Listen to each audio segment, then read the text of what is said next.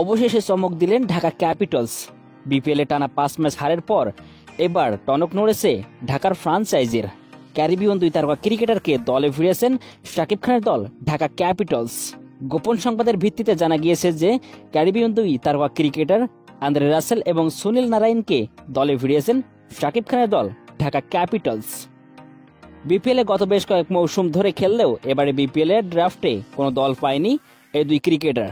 এবার বিপিএল এর মাঝ প্রান্তে ঢাকা ক্যাপিটালস এই 2 ক্রিকেটারকে দলে ফিরিয়েছেন। বিপিএল এ টানা 5 ম্যাচ হারের পর এবার জয়ের দেখা পেতে মরিয়া রাজধানীর দলটি। এজন্যই ক্যারিবিয়ান 2 কিংবদন্তি ক্রিকেটারকে দলে ফিরিয়েছেন ফ্রাঞ্চাইজিটি। গোপন সংবাদের ভিত্তিতে পাওয়া খবরটি কতটা সত্য সেটা সঠিক নেই, তবে ঢাকা ক্যাপিটালসে যদি এই 2 তারকা ক্রিকেটার অংশগ্রহণ করেন তাহলে পরবর্তী ম্যাচগুলো জেতার সম্ভাবনা আছে ক্যাপিটালসদের। তো বন্ধুরা, এই ছিল আজকের ভিডিওটি ভালো লাগলে অবশ্যই একটি লাইক করে দিবেন। আর এবারে বিপিএলে আপনি কোন দলকে সাপোর্ট করছেন সেটা অবশ্যই আমাকে কমেন্ট বক্সে জানাবেন। আর আপনি যদি আমাদের চ্যানেলে নতুন দর্শক হয়ে থাকেন তাহলে চ্যানেলটিকে অবশ্যই সাবস্ক্রাইব করে রাখুন।